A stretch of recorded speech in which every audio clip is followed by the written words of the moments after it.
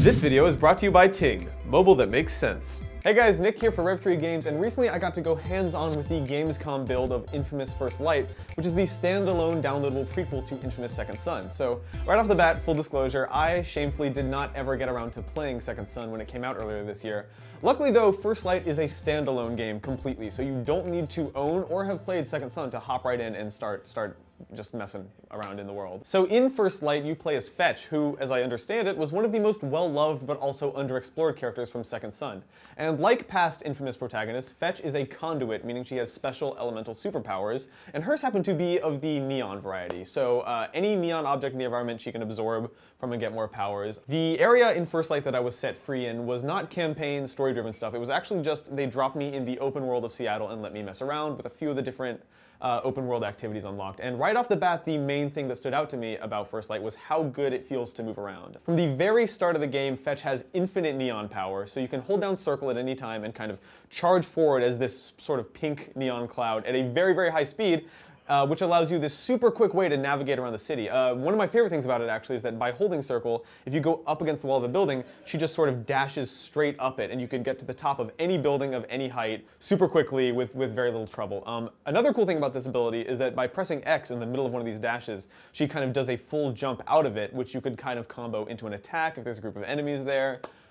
Very, very cool, very, very mobility driven, and in a world where there are open world games like Saints Row 4 and I guess the original Crackdown that nail this navigation stuff, this feels like another one of those games that it would feel really good to get good at, if that makes sense. So anyone who saw the original Second Son knows that it's one of the most beautiful console games ever made, at least in my opinion. And Infamous does a really good job of, or I guess First Light does a really good job of taking advantage of that like gorgeous engine, all those amazing particle effects, and putting a new spin on them. So because this is a neon-driven game and because all her powers are neon only, there's just these beautiful like bursts of pink.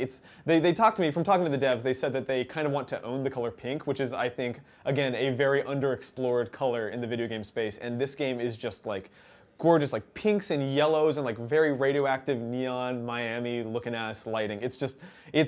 It is gorgeous in motion. I'm sure you're looking at the footage right now and seeing what I'm talking about. Another detail that I gleaned from talking to the developers is that this game will mostly take place in Seattle, but will also take place in Curtin K, which is the conduit prison/training facility in the first game. Now, interestingly, I asked what percentage of the game would be in Seattle versus in Curtin K, and the developers revealed to me that the game will basically begin and end in Curtin K, and the rest, the sort of middle chunk of it, most of the game, I think, will be taking place in the open world of Seattle. Although they've changed it, there are different enemies and there are new snow effects, and they've sort of mixed up Seattle as you know it from the Infamous game earlier this year. Speaking of Curtin K, they also use the prison as a space for these battle arenas, and I'm not usually the biggest fan, honestly, of wave-based single-player, but what they're doing here is a little bit interesting. Basically, they've got these wave-based things where you face a ton of enemies, and the idea is that it's a training for the character, and she, the way that it works is when you beat the game, when you beat First Light, or at least finish the few hours of single-player content that there are, it unlocks this whole slew of wave-based single-player modes, and they said that their goal with this was to make it as gamey as possible. So, like tons of score things popping up, a really robust combo system in there, and the freedom of movement and the extreme like power you have, including the singularity bomb that is just ridiculous. It's a really fun take on wave-based multiplayer, I feel like. At least a thoughtful one and a cool way to extend the game's life. Anyways, Infamous First Light is coming out really soon, actually, later this month. I think August 26th is the official release date, and it'll be $14.99.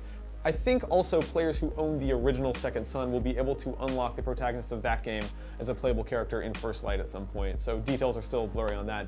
Thanks for watching. If you have any questions about my time with First Light, I will be down in the comments talking to you about what I thought of my time with the game, but in the meantime, thank you for watching. Here's a fun fact, 98% of people would save money by switching to Ting, which means that 49 out of every 50 people watching this video would save money by making the switch, and that probably includes you. What makes Ting so cool is that minutes, text, and data are all billed separately, and you only pay for what you use. So for instance, if you don't make any phone calls or text messages one month, you won't be charged for them. Even better, Ting has a savings calculator built into their site so you can see exactly how much you'd save by making the switch. Head to rev3games.ting.com to find out how much you'd save, and you'll get a $25 credit towards your first bill or phone. Like whenever someone eats something that's been cooked by the protagonist, and just has these really visual, like, metaphor reactions. Yeah, that's like a part of the show. I mean, throughout the show, there, of course, is the main characters who are all making bread. And like you mentioned, there's usually something at stake. A position to work at a bakery, to